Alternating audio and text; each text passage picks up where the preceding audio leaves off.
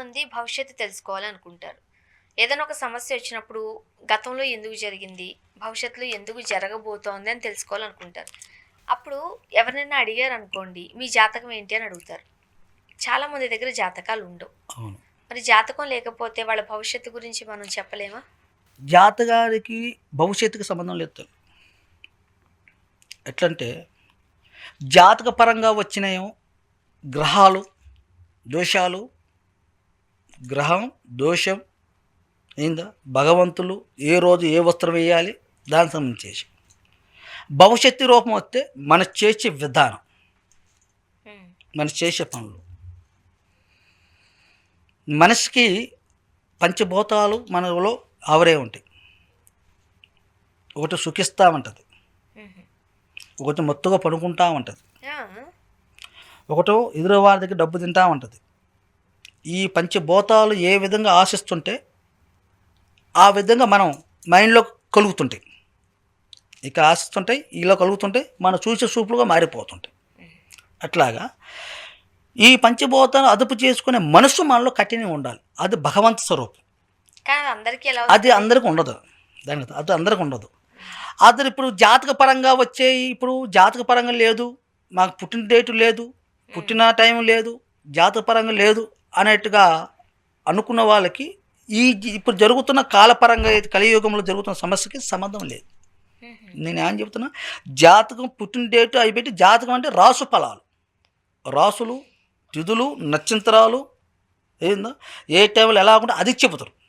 కానీ నువ్వు జరిగే ప్రతి ఒక్క మూమెంటు ఈ నష్టం నీకు ఎందుకు జరుగుతుంది, నువ్వు ఎందుకు పని చేయలేకపోతున్నావు, కాలు చేతి చక్కగా ఉన్నా నీకు జాబు ఎందుకు రాలేకపోతుంది, మరి నీకు అన్ని విధాలు బాగున్నా నీ కళ్యాణం ఎందుకు జరగలేకపోతుంది.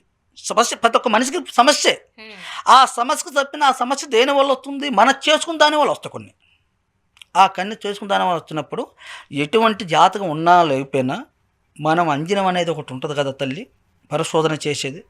జ్వరం ఉండా లేదన్న జ్వరం టెంపరీ పెట్టి ఎలాగైతే పరిశోధన చేస్తామో, వాళ్ళు వచ్చిన వాళ్ళ పేరు మీద అంజనం వేస్తాం వల్ల అది జాతక ఫలంగా వచ్చినాయి అనేది తెలుస్తుంది, ఇటు మంత్రప్రయోగం వచ్చింది అనేది తెలుస్తుంది, లేదా ఈ రెండు కాకుండా భగవంతుడు పెట్టిందా ఏదైనా సరే ఆ అంజనం తెలుస్తుంది.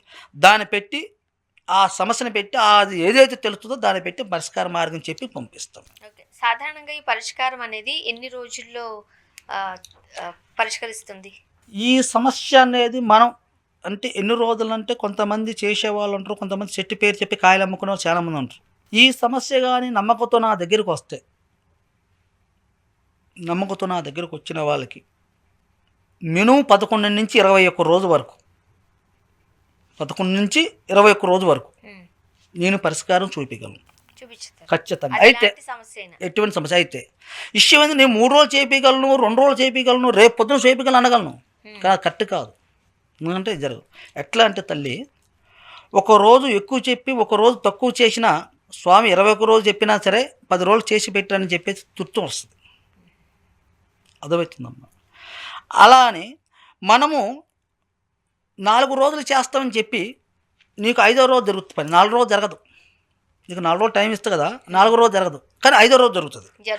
5వ రోజు జరిగిపోయి ఆ స్వామి చెప్పింది 4 రోజులేగా, నాకు 5వ రోజు జరిగింది అంటే ఆ స్వామికి దీనికి సంబంధం ఉందా? ఇంకా ఇట్లా కాలేస్తారు. అయితే నేను చెప్పే ఈ విషయంలో నేను చెప్పే విషయం ఏంటంటమ్మా, నేను 11 రోజు నుంచి 21 రోజు వరకు నీకు టైం ఇస్తాను. నేను చేసే సమస్య పరిష్కారం ఖచ్చితంగా నేను పరిష్కారం చూపించగలను. అది మీకు నమ్మకం ఉంటేనే. ఆ నమ్మకం లేకపోతే వద్దు.